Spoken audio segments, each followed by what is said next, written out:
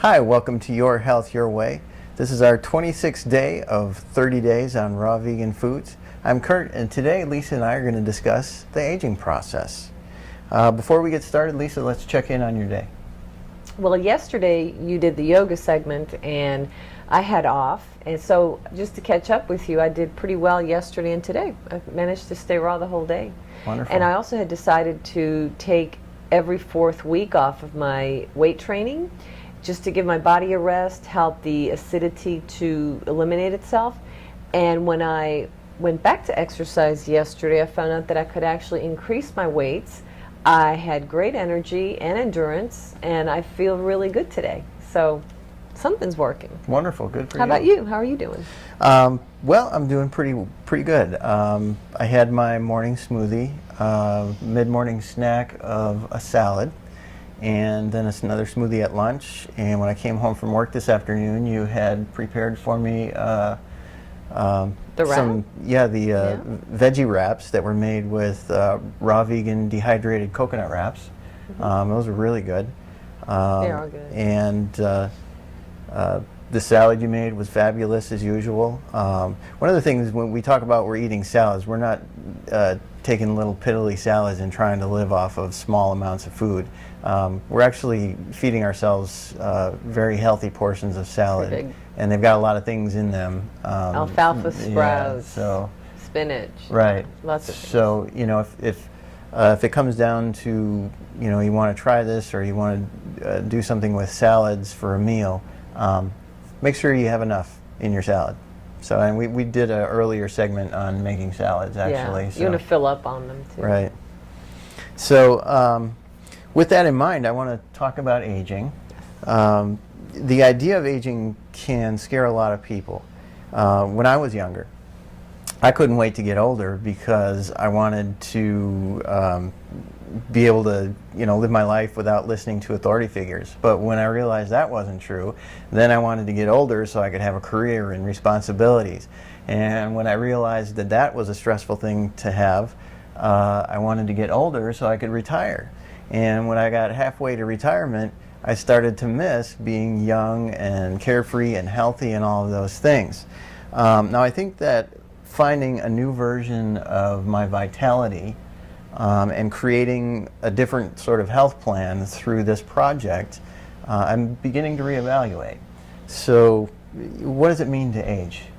Well, I think it means different things to different people, and I think what we see when we grow up really affects our perspective of what aging means.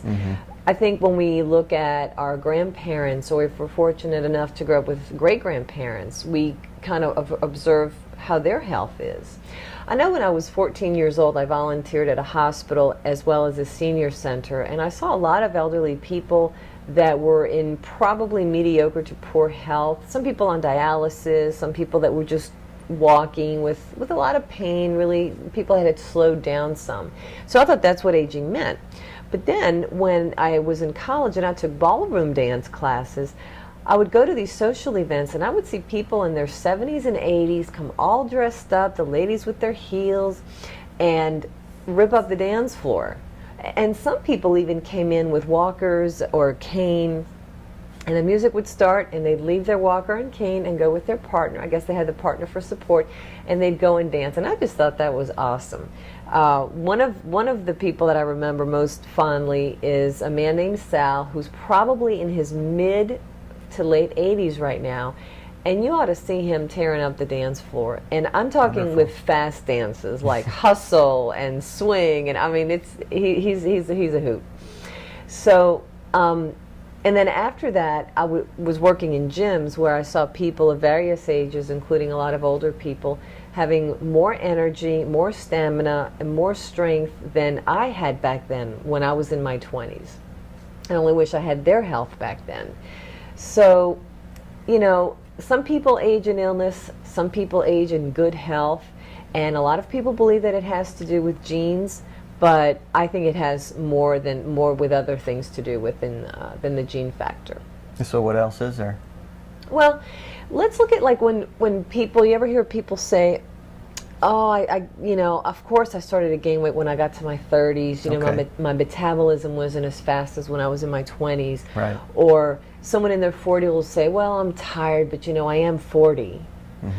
Someone goes to the doctor and complains of arthritis. Let's say they're in their 60s or 70s, and the doctor will go, yeah, you're starting to have arthritis, but you know, well, you are 60. Or you tell someone that your relative just went into a nursing home and they have Alzheimer's, and they'll ask you, well, how old are they? And you say, well, it's my aunt, and you know, she's 80. They'll go, oh, yeah, you know, Right.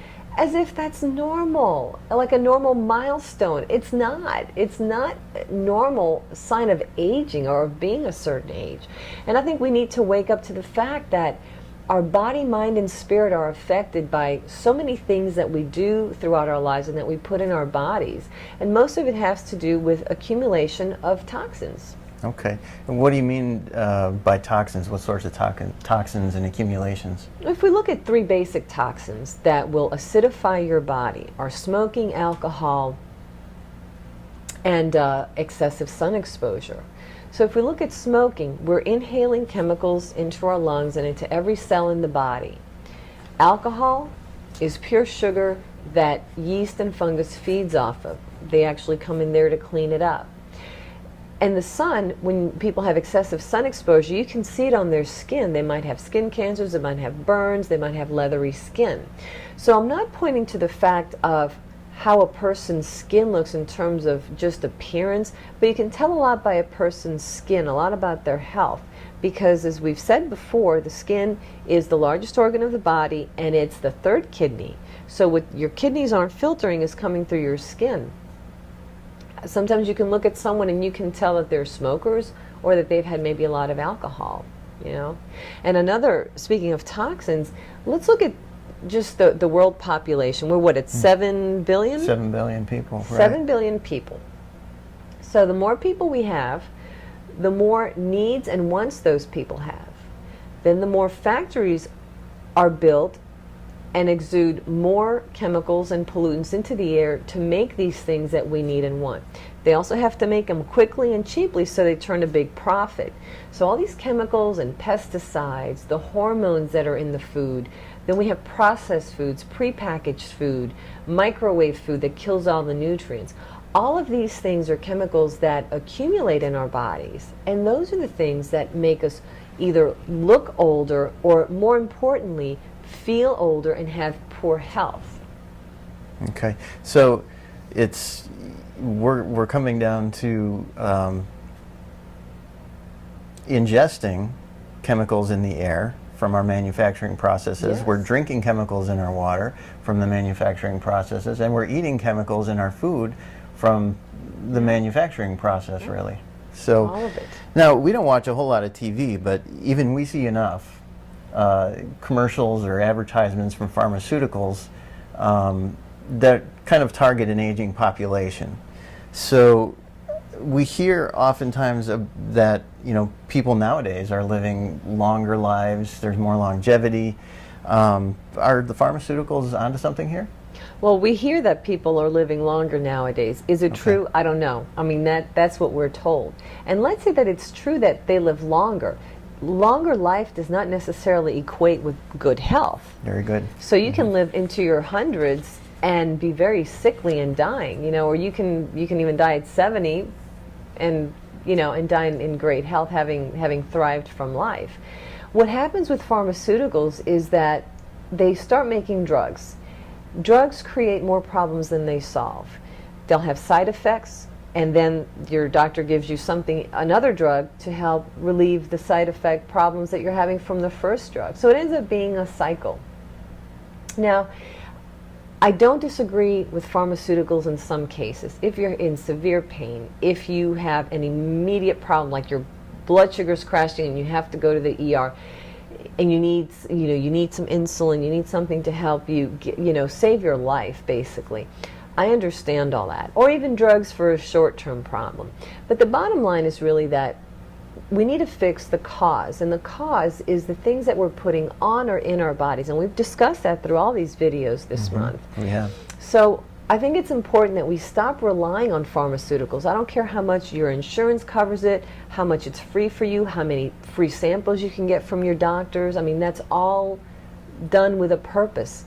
And I think we need to start really taking our health into our own hands and try to find out what is going on out in this world, realize it, okay, but then what can we do to resolve those problems? What can we do to stay in good health so that we don't have to depend on these things that are only going to make us worse in the long run if our original problem isn't fixed?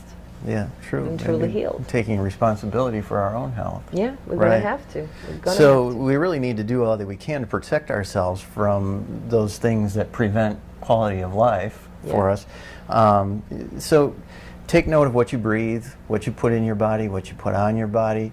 In some of our other videos, we've talked about some of the things that we use in our house. And of course, we're not perfect, but we strive to do the best we can, and we continue to learn and do better. We minimize the toxins as much as Minimize the possible. toxins as much as possible. We've discussed chemicals, processed foods, pharmaceuticals like antibiotics, and vaccines and other drugs.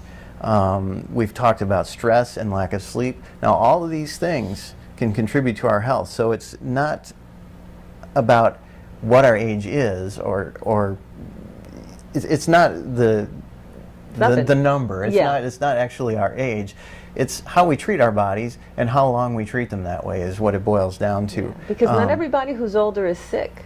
Not everybody who's younger is healthy, you know. And now we Right. have kids that are also being born with just problems, or they get problems right after they get vaccinated, you know, or they're given milk, you know. But Right. that's a whole other thing. But genetics can play a role in terms of passing down weaknesses, but there's a lot we can do to either contribute to that or to help reverse that. And as we've said so many times before, it comes down to awareness.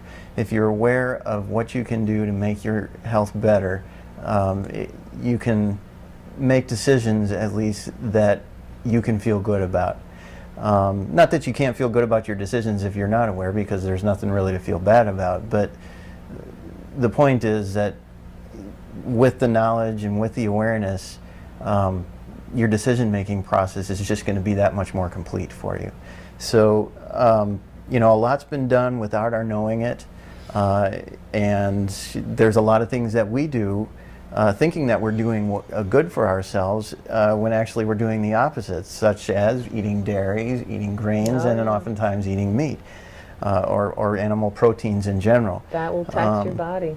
So take time to learn about your body, make your own health care plan, and thanks for watching Your Health Your Way. Tomorrow, we're going to get into a little bit more detail about sunlight. Excellent. Ise uye umarote. Hi, welcome to Your Health Your No, when you said what was I going to say? And fade out.